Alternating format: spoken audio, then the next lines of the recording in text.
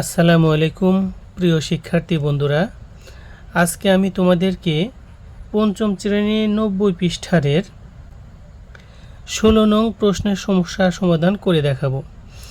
16 নংয়ে এখানে আছে একটি প্যাকেটে 0.334 লিটার দুধ আছে, এরূপ 50টি প্যাকেটে কত লিটার দুধ আছে।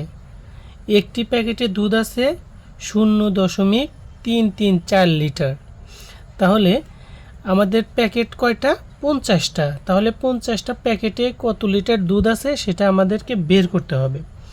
এটা বের করার জন্য সর্বপ্রথম আমরা এই একটি প্যাকেটে কত লিটার দুধ আছে সেটা আগে লিখব। এরকম কোনো অঙ্কের মধ্যে যেখানে একটি লেখা থাকে অঙ্কটা সেখান থেকে শুরু হয়। এখানে একটি লেখা আছে, তার মানে এই লাইন দিয়েই অঙ্কটা শুরু হবে। তাহলে আমরা কি লিখব?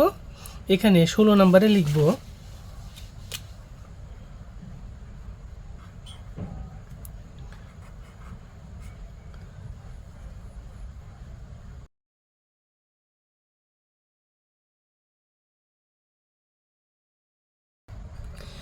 একটি প্যাকেটে দুধ আছে 0.334 লিটার।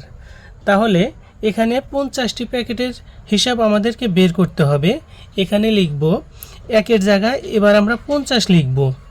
50টি প্যাকেটে দুধ আছে। আমরা জানি 1 থেকে 50 আসছে, অর্থাৎ কম থেকে বেশি আসছে। কোনো অঙ্কের ভিতরে যখন কম থেকে বেশি আসে তখন সেটাকে গুণন করতে হয়।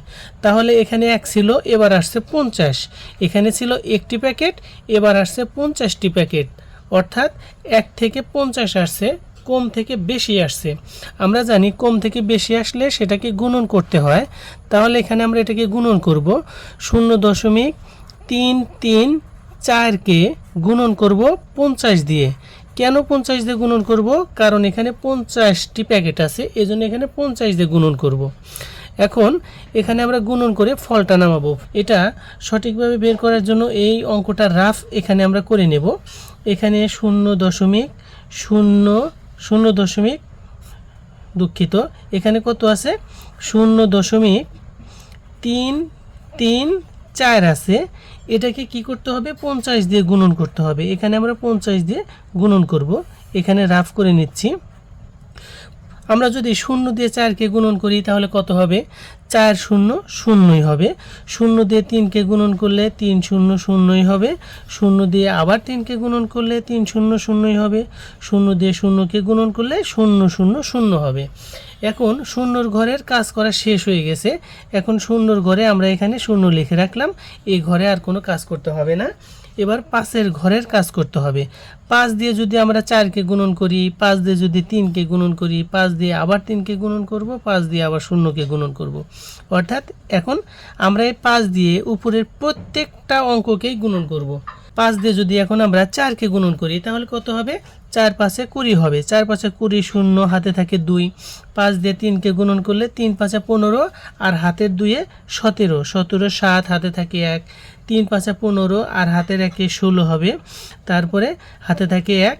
5 0 0 আর হাতের 1-এ 1ই হবে। তাহলে এখানে আমরা দাগ দেব। দাগ দেওয়ার পর এটাকে যোগ করে নেব। 0 0 0ই হয়, 0 0 0ই হয়। 7 আর 0 মিলে 7 হয়, 6 আর 0 মিলে 6 হয়, আর 1 একই থাকবে। এখানে 1 অমনি লিখব। এখন খেয়াল করতে হবে যে দশমিক কোথায় ছিল। দশমিকের পরে কয়টা অঙ্ক ছিল? 1 2 3টা অঙ্ক ছিল, অর্থাৎ 1 2 3 3টা অঙ্কের আগে দশমিক ছিল। এজন্য শেষে থেকে আমরা 1 2 3 3টা অঙ্কের আগে আমরা দশমিকটাকে বসায় দেব। বসায় দিলে আমরা কত পাচ্ছি? 16.700। আমরা জানি যে দশমিকের পরে 0 থাকলে ওটা লেখার দরকার হয় না, এই জন্য আমরা পরে শূন্যগুলোকে কেটে দিলাম। তাহলে এখানে কত ফল পেলাম? 16.7। এখানে আমরা লিখব 16.7 লিটার। তাহলে যদি এখানে আমরা 50টি প্যাকেটে কতটুকু দুধ আছে এটা যদি আমরা বের করি তাহলে কত বের হবে?